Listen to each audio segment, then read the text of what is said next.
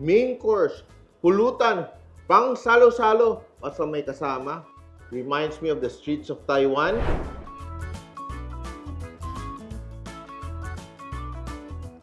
We are making a very popular Taiwanese night market favorite, which is 5-spice chicken popcorn. And it's quite easy to do, but we just need special spices like the 5-spice powder or the ngoyong powder. We have here Thai chicken fillets, which we have cut up into small pieces. Ganyan siya. And very important that we marinate the chicken so the chicken is flavorful.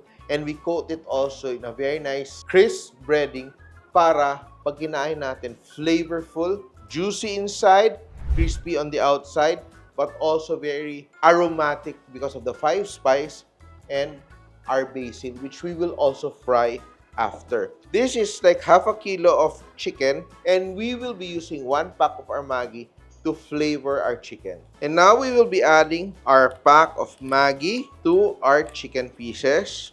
We will also be adding, this is optional, we are using Chinese rice wine or Shaoxing wine. Add it there for some nice aroma. And 5-spice powder. Mix, mix, mix, mix. Garlic powder. Ang bango. Di pa luto pero sobrang bango na. And white pepper. We're using white pepper for this. Mix everything.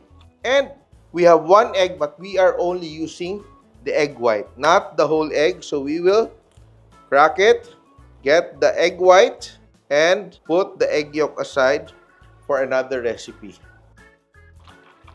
So you can let this marinate for a few minutes, no? Let it stay. Be sure everything is really coated in our mixture. Let that rest. And today, we are using a special kind of starch. We are using potato starch. Kasi ito talaga yung gamit nila. Ito yung secret for that perfect, crisp coating.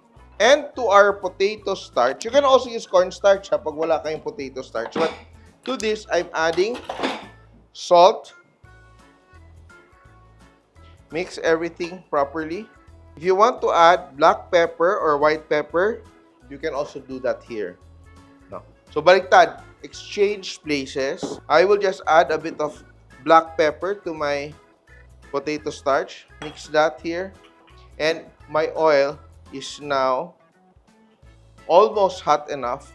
And very important, mix natin to para combine talaga yung ating salt and ating black pepper. And when it fries here, sobrang bango niya. And add it here.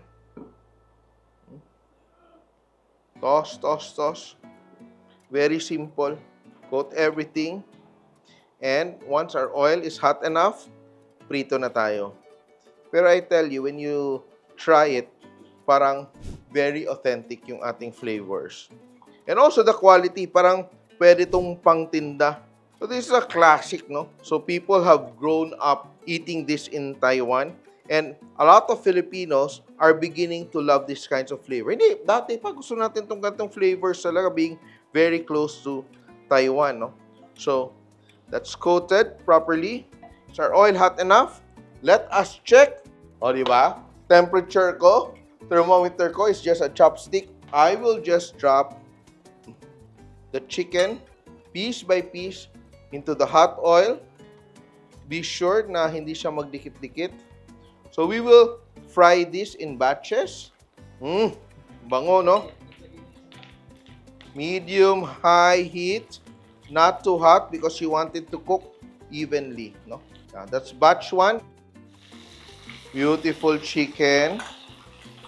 Very light, crisp, and delicious ito. Magugustuhan to ng mga kids nyo.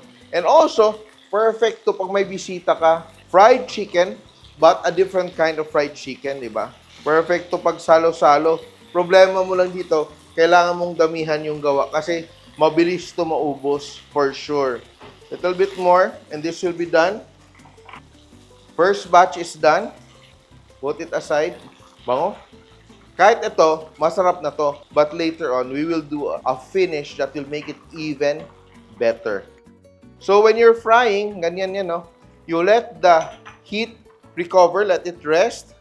You have to let it rest para bumalik yung init. Let's continue frying our next batch. So you can use potato starch, best results, or tapioca starch, or slightly okay naman, cornstarch.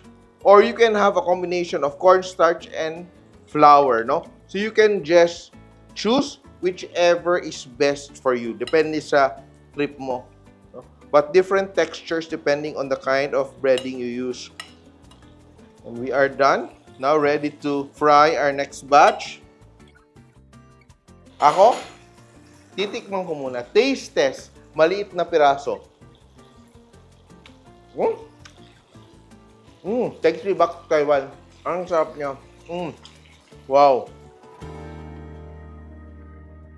Beautiful color. Crisp. And eto, malalaman mo naman kasi luluto siya na lulutang na yung chicken. And also, hindi na siya masyadong parang maingay yung oil. And I will just scoop this out, strain the excess liquid, and we will fry another thing to even add more flavor and aroma to this dish.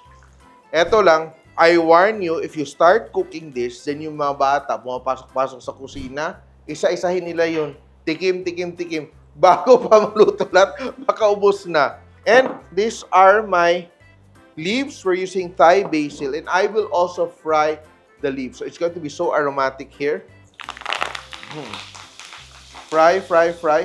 And we will toss it later on with our chicken. Pero may one last final touch ako to this recipe to bring it over the top. Scoop out my basil leaves. And I will put my oil aside, yung sobra kong oil dito. Kasi konti lang yung kailangan ko. Add it there. And we will toss all this together. I have my extra pot. A little bit of butter, just a touch of butter. To around 1 to 2 tablespoons of butter. And if you like to have like a little bit of parang chili flakes, you can add it here. Sesame oil, just melt that. Now, I will toss everything together very quickly. Don't burn your butter. Hinay na heat. And are you ready? Toss natin together. This is a winner. And we are done. Ay, napakasarap nito. All the flavors have come together. Look at that. All the basil leaves. Flavor of the butter. Ang sarap nito. We will let it cool down a little bit kasi it's time for us to taste. Hindi talaga ito pwede kung hindi natin titikman. Look at that. This recipe reminds me of the night markets in Taiwan. Napakasarap niya. Flavorful, but exploding with aromatic spices because it uses 5 spice and a bit of basil. If you want to learn more recipes like this, napakasarap, napakasimple, subscribe to the simple.ph YouTube channel. Marami kayong matutunan doon. Napakasarap. This is a recipe you should try. Taiwanese chicken popcorn. Simple!